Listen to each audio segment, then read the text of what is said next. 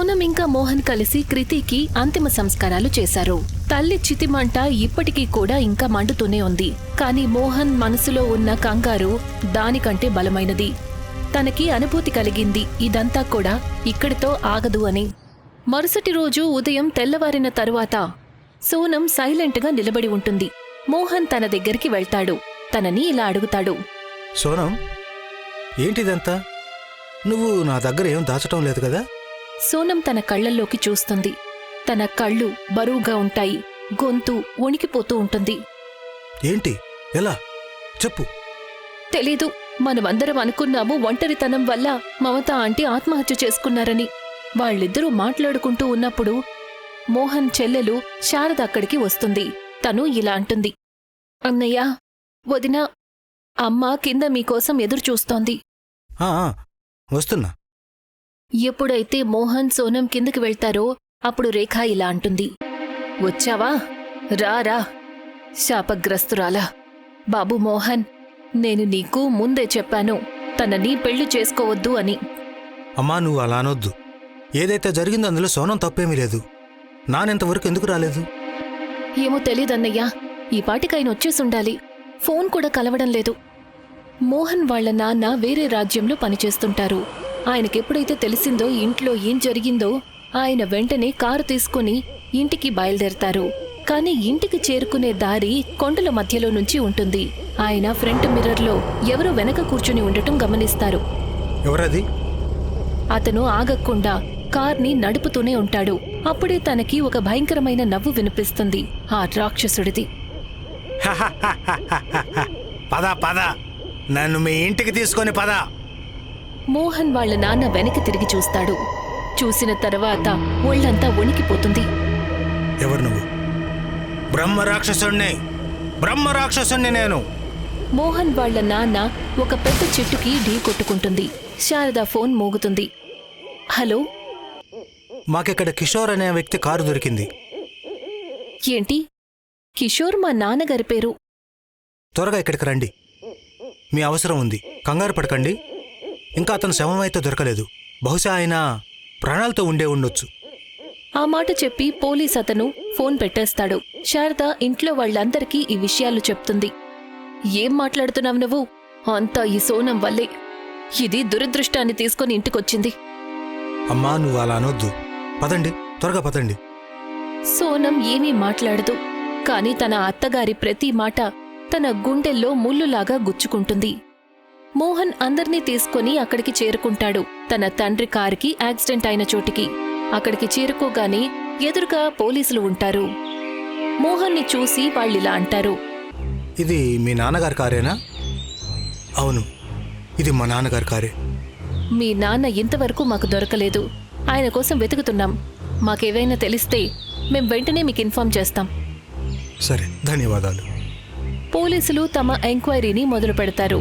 అలాగే మోహన్ ఇంకా సోనం కూడా తమ తండ్రిని వెతుకుతూ ఉంటారు. మనం కూడా ఆయన కోసం వెతకటం మంచిది. సరిగ్గా చెప్పేవు. నాకు నాన్న గురించి తెలిసినంతవరకు ఆయన సురక్షితంగానే ఉండుంటారు. నువ్వు మా అమ్మ మాటలను తప్పుగా అనుకోవద్దు. వాళ్ళిద్దరూ అడవిలో మోహన్ తండ్రి కోసం వెతుకుతూ ఉంటారు. అప్పుడే వాళ్లకి ఒక దృశ్యం కనిపిస్తుంది. అంతా ఎర్రగా మారిపోతుంది. వాళ్ల కనుబొమ్మలు పైకి వెళ్ళిపోతాయి. వాళ్లకి మళ్ళీ అదే భయంకరమైన నవ్వు వినిపిస్తుంది. మోహన్, మోహన్! అసలేం చోటిది? నేను ఈ దృశ్యాన్ని మా ఊర్లో చూశాను. సూర్యుడు అస్తమిస్తాడు. ఎర్రటి చంద్రుడు ఉదయించడం జరుగుతుంది. చెయ్యి ముందుకు చాచు. సోనం తన చేతిని ముందుకు చాచుతుంది. రాక్షసుడు తనకి పళ్లతో తయారు చేసిన మంగళసూత్రాన్నిస్తాడు.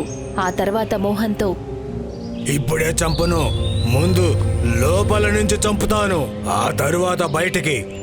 తను నా భార్య. అద్వైత్ తన చేతితో సైగ చేసి వాళ్లకి చెట్టుకి వేళ్లాడుతున్న ఒక శవాన్ని చూపిస్తాడు. అంతా ముందులాగా మారిపోతుంది. కాని మోహన్ తండ్రి శవం ఆ చెట్టుకి వేళ్లాడుతూ ఉంటుంది. ఆ శవం నోట్లో ఒక్క పన్ను కూడా ఉండదు. మోహన్ స్పృహలోకొచ్చేసరికి తను తన తండ్రిని చూస్తాడు. అలా చూస్తూనే గట్టిగా అరుస్తాడు. నాన్న, నాన్న, నాన్న లేదు, నాన్న. మావయ్య గారు! అందరూ కూడా శవాన్ని చూసి కళ్ళప్పగించి ఉండిపోతారు. వెంటనే మోహన్ తండ్రి శవాన్ని కిందకు దించి పోస్ట్మార్టం కోసం పంపిస్తారు. మోహన్ అతని కుటుంబం గుండెలు పగిలేలా ఏడుస్తారు.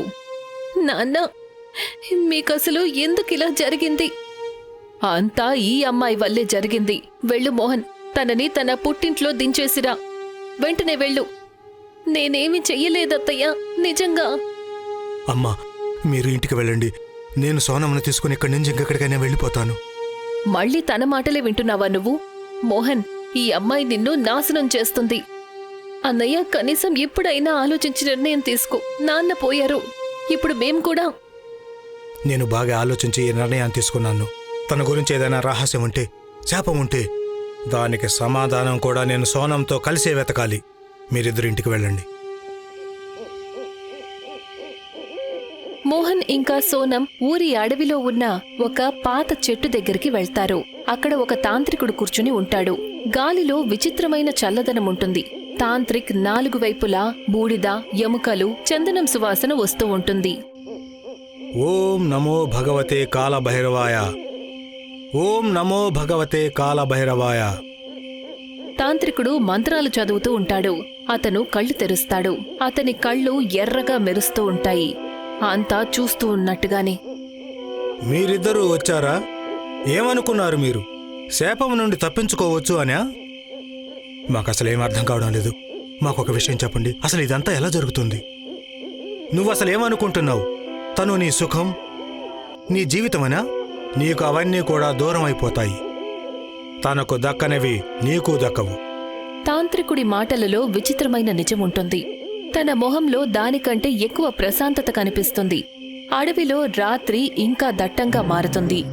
అద్వైత్ ఆత్మ మరింత దగ్గరగా వస్తుంది. మిమ్మల్ని సాయం అడగడానికి వచ్చాము. దయచేసి చెప్పండి, మేమేం చెయ్యాలి? నేను నా కుటుంబాన్ని ఎలా కాపాడుకోవాలి? తాంత్రికుడు కాసేపు సైలెంట్గా ఉంటాడు. ఏదో చూస్తూ ఉన్నట్టుగా, అనుభూతి చెందుతున్నట్టుగా. నేను నీకు ఎలాంటి సాయమూ చేయలేను.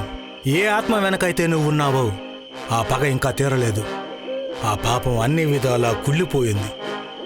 తనని ఆపడం నాకు సాధ్యం కాదు. కానీ మేం తనకేం అన్యాయం చేశాం? మమ్మల్ని ఎందుకు ఇబ్బంది పెడుతున్నాడు? ఏ రోజైతే నువ్వు తన బాధని అర్థం చేసుకుంటావో బహుశా ఆ రోజు నువ్వు తనకి విముక్తి కలిగించగలవు. అడవిలో గాలి బరువుగా మారుతుంది. తాంత్రికుడు కళ్ళు మూసుకుంటాడు. తాంత్రికుడి మాటలు ఇంకా గాలిలో వినిపిస్తూనే ఉంటాయి. అప్పుడే ఒక చల్లని గాలి వీస్తుంది. ఆ నిశ్శబ్దాన్ని చీరేస్తూ వాళ్ల ముందు అద్వైత్ ప్రత్యక్షమవుతాడు.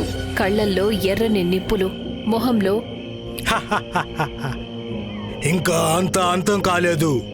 నేను మీ అమ్మని కూడా చంపుతాను, అలాగే నీ చెల్లిని కూడా.